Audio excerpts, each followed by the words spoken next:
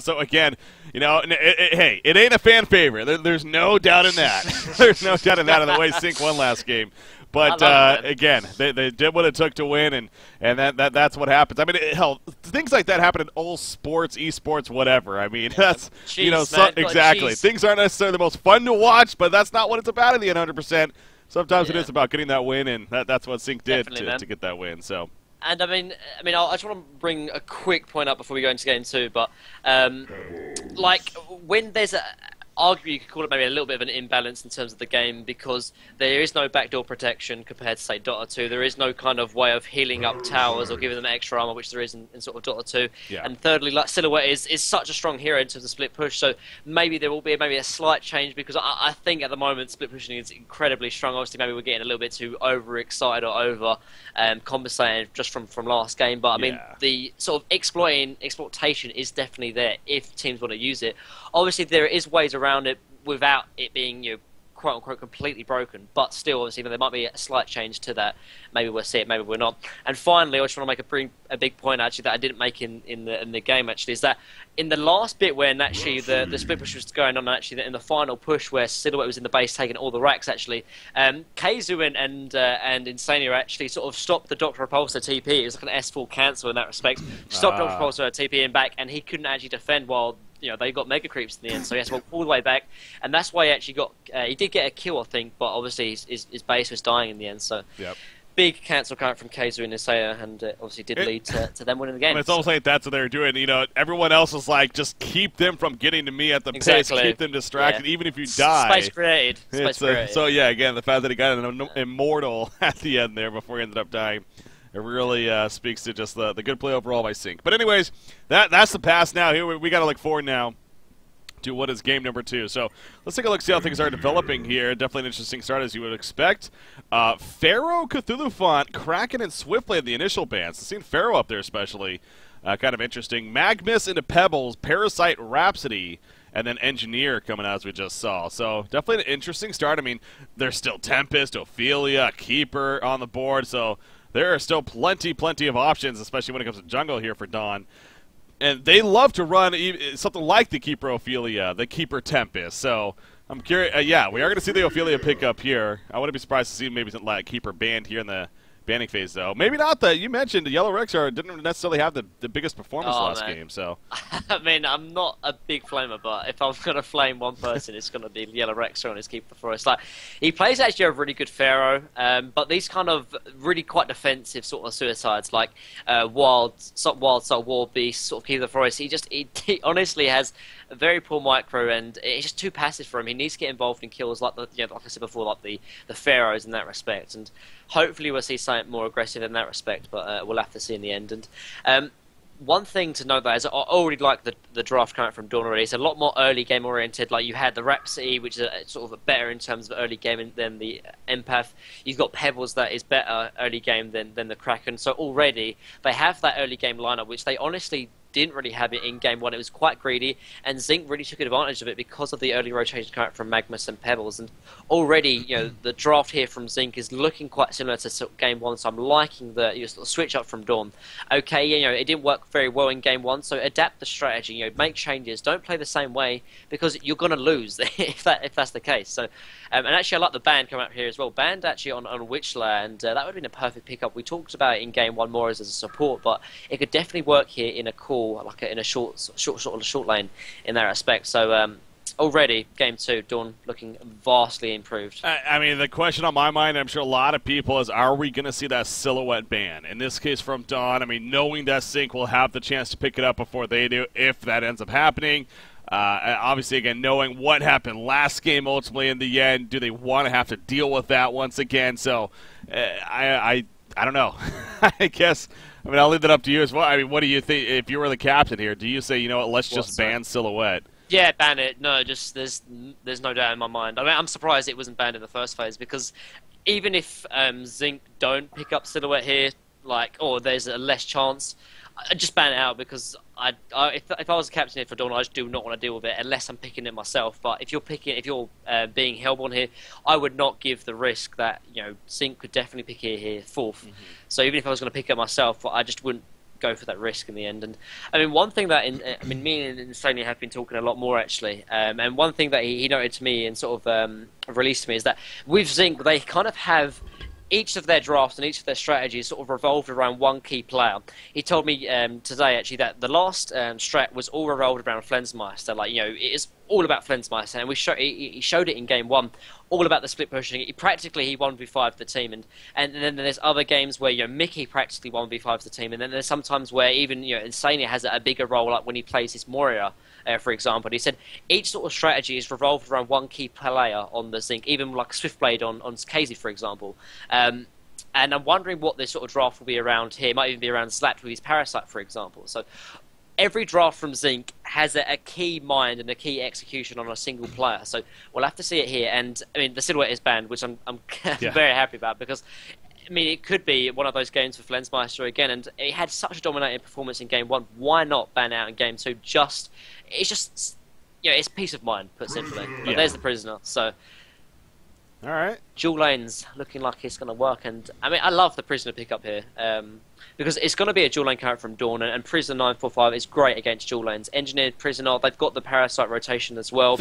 That dual lane mid here from Zinc is going to be absolutely deadly if Dawn on the ball.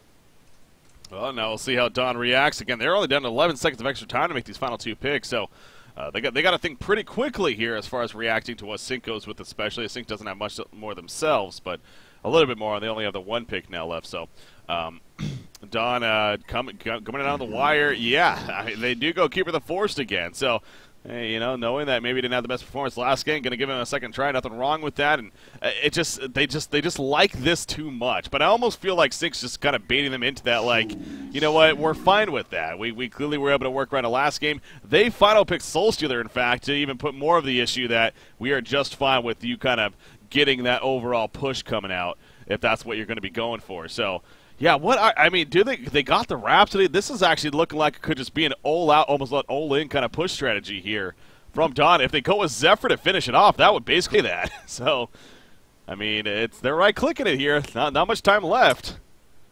I mean, I'm really surprised they're actually sort of still going for this all-in push, and there's the Zephyr, and there's the all-5 ready up man. Like, this is Stay Green all over again, but less about the draft actually from Zinc. But I really disagree with this Zephyr pickup, because not only is it kind of all-in, which I'm a little bit kind of not too. I don't really like it, because like if it doesn't work, then you're instantly out of the game. Sometimes it can work, but definitely not in this case, because there's 2 factors here that Zinc have the advantage. First of all, they've got the Prisoner, so they're most likely going to win mid because of the sort of hooking factor. And secondly, when Dawn sort of group up and go all 5 in terms of the push, then there's an easy hook potential, because I mean, even if it doesn't hit, it's going to hit someone practically, because obviously it goes through every single creep in that respect. But secondly, they've got the counter push with obviously the Soul Stealer as well. So this all-in push honestly is getting counted quite heavily from Zinc, and Dawn just honestly not having enough maybe insight about the sort of strategy or the draft, but I think they're going to play because of this kind of all-in greedy draft coming out from Dawn, but we'll have to see. Yeah, and it's almost, I mean, part of me is almost like they're just impatient. They're just at a point of, the way, with almost, maybe it's even the way the game 1 ended because of the strategy and everything that they went up against. Yeah. They're kind of frustrated. They're just like, you know what, let's just go cheese ourselves, and let's try to make that work out with this all-in push idea. But you're right. I mean, there's multiple reasons why the push against Engineer, Prisoners, pointing out Soulstealer, I mean, the fact that there's that many heroes that they picked into, it's pretty risky. Pretty much every single hero here on Zinc is sort of counting the lineup. You've got obviously the Magmus Portal Key Eruption as well, which is incredibly deadly. You can't 5-man push when Magmus has Portal Key and Eruption up. We are going to see a remake here, but I'll carry on with. Obviously, the Parasite sort of count as Ophelia. We talked about the Prisoner and Soul Stealer, but also the Engineer Ultimate as well is incredibly deadly. When Stay Green were at their peak, it's because of the Engineer pick up on C3, because you can't teamfight into Engineer ulti, you can't TP into it, you can't run into it. It's just incredibly deadly, and Dawn, I think they're, like you said, they're a little bit annoyed, obviously, at how Game 1 ended, but that kind of cheese strategy worked for Zinc, because Dawn, they weren't prepared for it, they didn't know how to deal with it, and they didn't have the greatest draft around it either. And in this case, Dawn, they've gone for this sort of cheesy strategy, but Zinc, they know how to deal with it, and they've drafted against it. And I mean, just on paper, Dawn looking a little bit scary, but we'll have to see how it ends up in the game. But we'll have to see. So again, Provost's going to get his hands on the bird here, on that good old Zephyr. So obviously that's going to be a big fun thing to watch as well. And they're going to need this to develop pretty quickly here and have a good start. There's no doubt in that. I mean, last game, sure, they didn't have the strongest start, but at least Doctor was able to get some decent farm and, at least kind of work off of that somewhat. But they no doubt are going to be more reliant on just a big all-in start. So we are having a remake here, as you pointed out. I'm not sure exactly why the remake. I mean, it seemed like everyone was on the correct hero and whatnot that you would expect. So once that eventually falls through, and hopefully not going to be too much time again with the remake here. We'll have to be captain's pick again, unfortunately, but pretty quick. I'm sure that the players, they've done this before. So as it looks like we are going to be loading in, and here we go, back into the game for you guys as well. So, but yeah, this is going to be a fun game to really see how it develops. And I wonder what BMG's also kind of thinking themselves too, kind of sitting back and having to wait through all this and watch as well. But they're going to get a good idea, maybe possibly what they should expect, especially if Dom was able to pull through and eventually make the ultimate comeback. But again, that's going to be a long climb for them if that is the case, because obviously Sync is up 1-0 here in this best out of 3. Again, reiterating that best out of 3, guys, says on your screen as well. People constantly bringing that up, asking about it. On the screen, though, there is that information, so just be aware of that. But again, so flying through here, again, the bands as usual in this case, pretty funny to look at, but nothing. Just don't ban a hero that was picked up. That's what it comes down to. We've seen that before. I used to do that all the time in scrims. My team would rage at me so hard. Oh man. There we go. Okay, it looks like we should be good to go here as long as they can pick their correct heroes and into what is game number 2. But again, after the losers bracket final, so there's no. Now the set time is 4 p.m. Eastern, and that's 2100 Central European time. Is set for the grand finals, which will be a best out of 5 with BMG up 1-0, no matter who they face, of course. But ultimately it's going to be whenever this series finishes. And at this rate, I think that's safer to say because, at the default time's in 40 minutes from now, basically. So, unless this is a very quick game, the grand finals could very possibly be pushed back a little bit. But there you go. All right. We are in. Game number 2. Again, knocking on wood here. We did have a remake to start it, unfortunately. But let's hope now that no more delays. And we should be good to go. Yeah, again, I'm looking at who's playing what, and again, unless I just missed something, I don't think that they really swapped anything around here. So maybe it could have very possibly been accidentally leveling something up. That's possible. But oh no, he mentioned about ping. That's right. Oh god, are we serious? Let's just hope that that's not gonna. Oh jeez. Da da da da da da da da. This is fun times. I love remaking. Yeah, I mean it's like I get it. They're being nice with one another right now because of obviously what happened last game. But to be frank, I mean when a guy says I have 160 ping, can we remake? I don't care. After what's happened, especially, I really think that they should have just manned up. But that's just me. Let's just move on. I mean, hopefully. It's good that these teams are quite good managed though, because I would never remake if I could get an advantage from them. Yeah, I mean, I mean, maybe that's just me being completely cynical, but if you can get an advantage in any way and there's money on the line, I'd take that advantage every single time. So yeah, that's just me. Maybe because I'm just a heartless bitch, but I don't know. Well, I mean, hey, I'm out to win, man. We've had many situations where that's been the case. I mean, some teams just don't like the other teams as much as they do. He kind of show it here again. These two teams making a point though that they're being good mannered, and obviously there's nothing wrong with that either. But it's at the same time it could be a little over the top where it's like, oh, my latency's not 100% where I like it to be. Can we remake? It's like, come on, guys. We have 3,000 people watching you. It's not like you're just scrimming here. So, all right. Anyways, we're back in. Enough of that rant there. Okay, well, let's hope that this server is actually good for everyone. Where's England? Yeah, right. To lay down the law here. Okay, we're back into it, and again, should be good to go here. Are you serious? I'm having the V issue. Oh, God. Hold on one sec. I'm going to reconnect real quickly. It's fun. But there's not much action going on. They're just Zinco going S5 to the top lane, and there's a Congo kill. No. That quickly. Oh, Jesus. Well, oh man, this Zephyr skin though is pretty pro. They asking if you need a remake. No. Please no. These guys. Okay. No, are we good now? No, we're not good. 1 second. I mean, I hear. It's people start screaming out, just press V! Just press V! Okay, we're good now. Okay, yeah, sometimes it bugs out that I have to, like, rebind so, okay. Zink's 5-man was spotted out by the rotation from the Keeper Dog, so it should be fun. This change. Man, this chat is so dim. Now the troll. Now the troll's real. But, one thing to point out though is that Yellow Rex is on his Keep of the Forest again. I mean, it's needed to be obviously because of the strategy. But I mentioned before that maybe I'm just being a little bit too harsh on him, but honestly, he just doesn't play Keeper too well. And I mean, it's fine. Like, not everyone can play every single hero like perfectly, and you know, in the competitive scene, it's understandable. But I don't understand if someone has a bad game or has a bad sort of showing on a hero, why would you give them the same hero again? Like, well.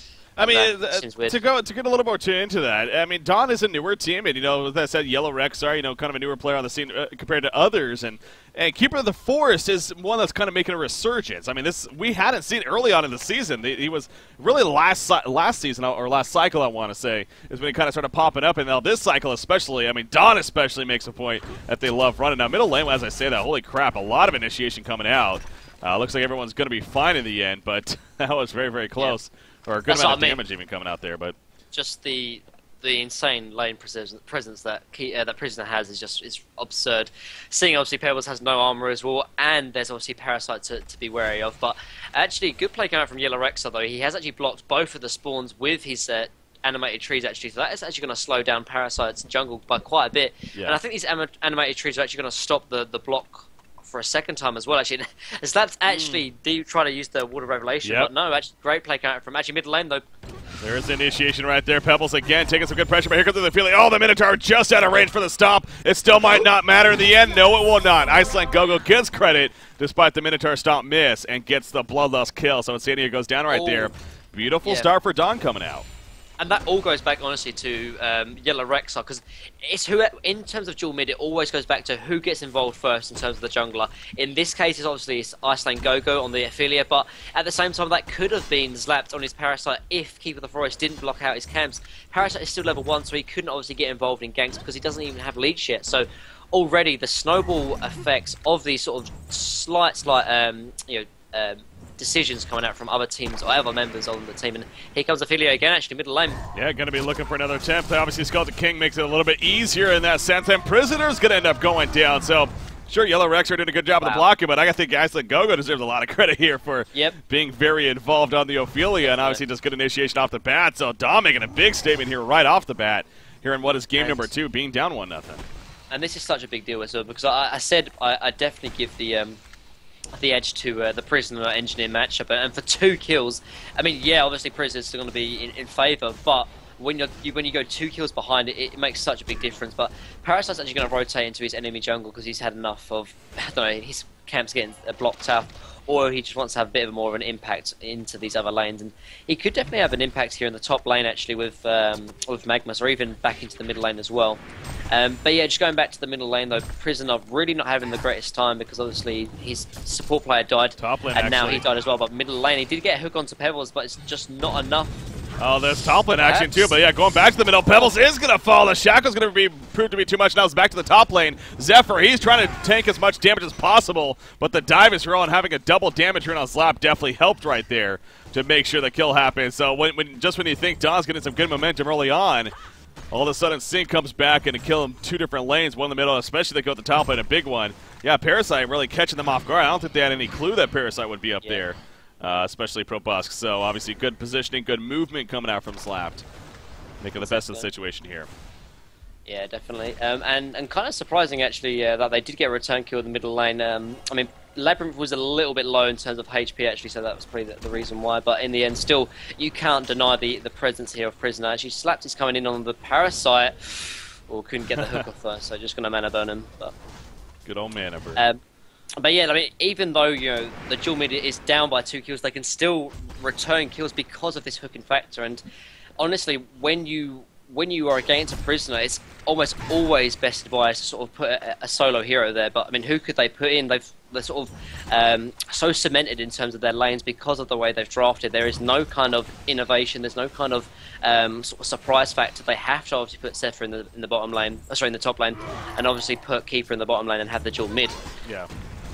Ooh, Kickstone missing right there, but again, they're just keeping Labyrinth on his toes here, playing the Pebbles, and making sure he's not getting comfortable with his positioning. But yeah, you look at the bottom lane, obviously quietly kind of doing his thing, but Flamsmeister, 370 gold per minute now, 28-7 creep farm here, off to a very, very, very strong start. He's level 5 here, and definitely having the better of this matchup against the Keeper of the Forest, as you definitely would expect, but that's something that's going to need to be addressed here coming out from Dawn. Sooner than later, maybe with the Ophelia, but Ophelia's at the top lane currently, and looking to maybe set up a gank, but no, the lane getting pushed up, so not going to be able to do anything on the Magnus. With that said, in kind of comparison here to the counterpart on the other team, Zephyr, not nearly as good. Obviously, getting killed early on definitely has a lot to do with that, but he's farming around 290 gold per minute here at this point. So, no, not too shabby, but again, this whole lineup built around the idea that they're going to start snowballing early on and get the team pushes going, make the team fights too much to handle, and eventually kind of just take over from there. So, don't expect it to happen just yet by any means, but, by 10 to 12 minutes into this game, we should have a pretty good idea as far as who's in the lead and who's actually going to be benefiting from that lead, obviously. So, give me the Forest. Wow, is he going to die right here? Yep. Flensmeister landed all 3 Demon Hands. Again, it wasn't easy. It ain't easy, especially when you're in the face like that, but he managed to land all 3 and takes out Yellow Rexstar, playing the Keeper of the Forest. So that's even worse news for Dawn all of a sudden as that comes out. He's going to have 430 gold. Mid lane, actually.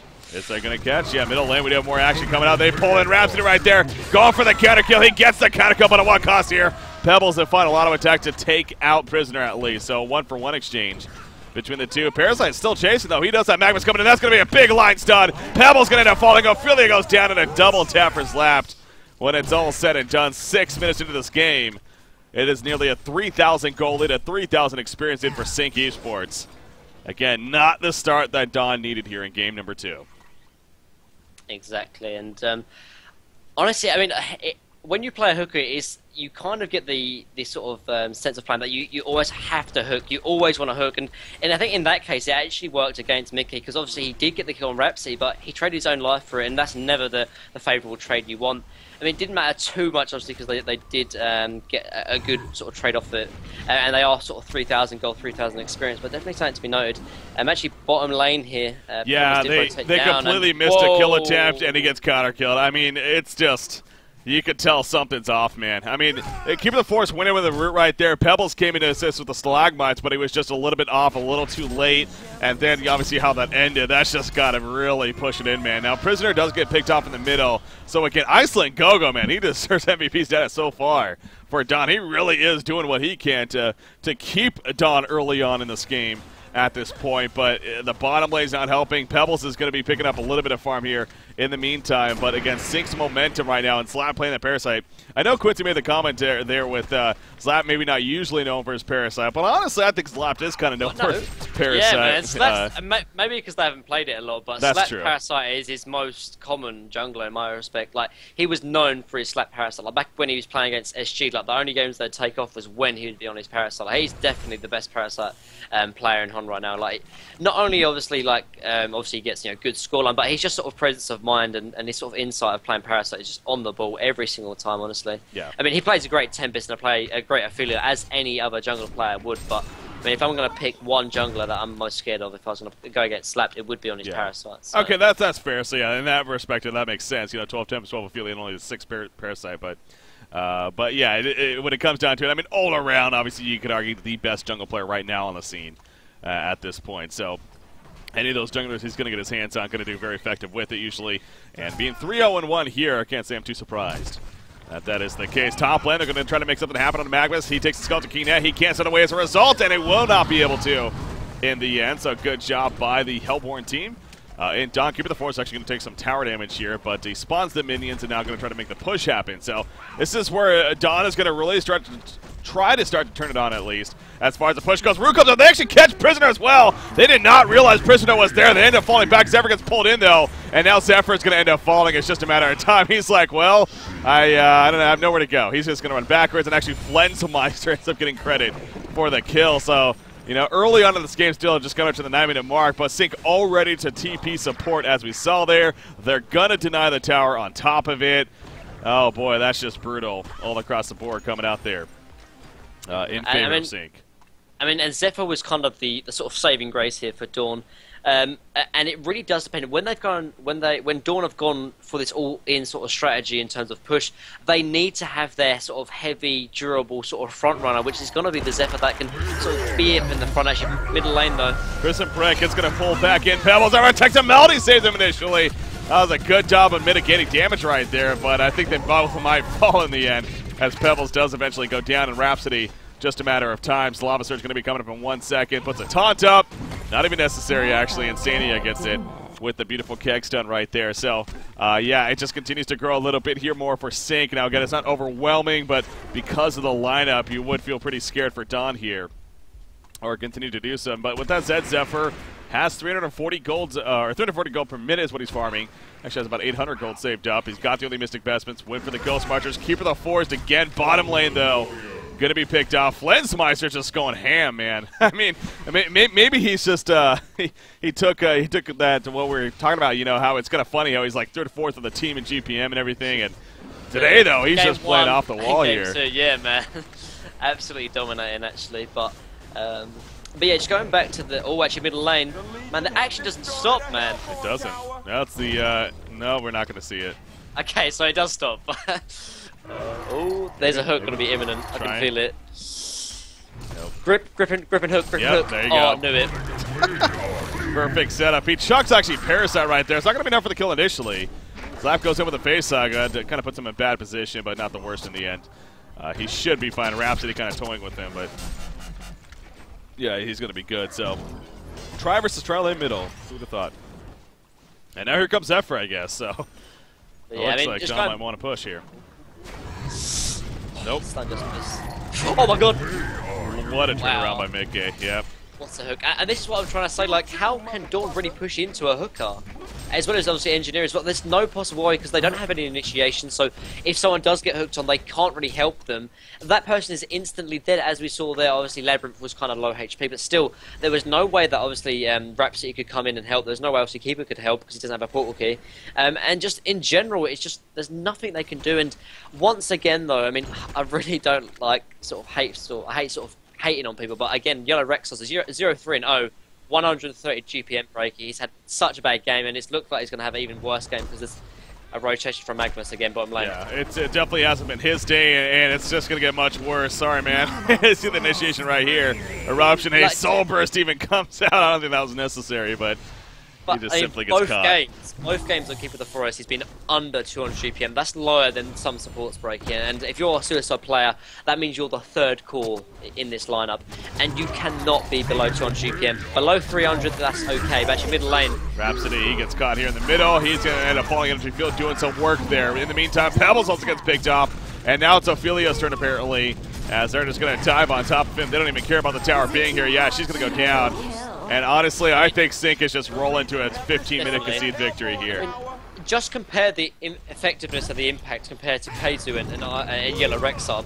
Not only is it because obviously the hero, because obviously Magnus can get involved earlier, but I mean, yeah, they've gone in for this all-in push, and it just really just has had no impact in this game. They had kind of a decent start, but there was no way they could really impact the early game potential here from Zinc. And we mentioned it in the draft that it was incredibly greedy, and it's clearly showing here as well. But again, though, 125 GPM, that is honestly unacceptable for a competitive player. Yeah. So it's, again, across the board, just not looking good. And right now, Don, it's... I almost want to say they just kind of they almost got to just kind of group up and just go for an all-in death push here, because the longer they wait, the more farm we're just going to see on heroes like Soul Stealer, Prisoner, Magnus. We're going to see those portal keys start popping up, and it's just like, what's even the point after that? So, you know, maybe just to go for a group up here. I mean, they have a Helm of the Black Legion on Zephyr. I know it's not much to work with. They got a Ring of Sorcery on Ophelia. I guess maybe trying to wait for an Astrolabe at the very least, but there really isn't much of a window left here for Dawn. to try to do anything. So coming up to about 14 minutes into the game here, it looks like they might be gathering in middle to possibly go for that idea. Maybe not Zephyr into the jungle instead. Yeah, I mean, that's kind of the only strategy they can do, but I mean, when you do group as 5 and you're behind in terms of like nearly 11,000 golden experience, then you're going to lose that team fight. So they're kind of forced to sort of try and farm, but they're not going to be farming incredibly effectively because they don't have the heroes for it. Compare sort of Soul Stealer, who's farming out of his mind right now, nearly 600 GPM. And talking of Soul Stealer, actually, he's most likely be picking off Pebbles on a good toss, but is he going to be fine? That's a great use of the dust right there, giving vision on the hero, even though he's not going to be going invis. As I say that, he goes invis, actually. Protective Melody comes out, Rue comes out as well, and Pebbles will barely stay alive right there.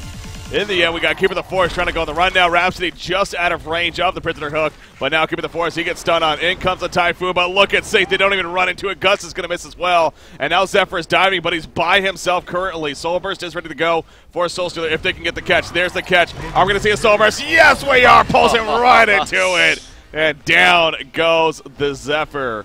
And we are coming up to that 15-minute mark. And again, I would not be surprised if Don is just like, it's done. Whatever, we get third place. We're fine with that.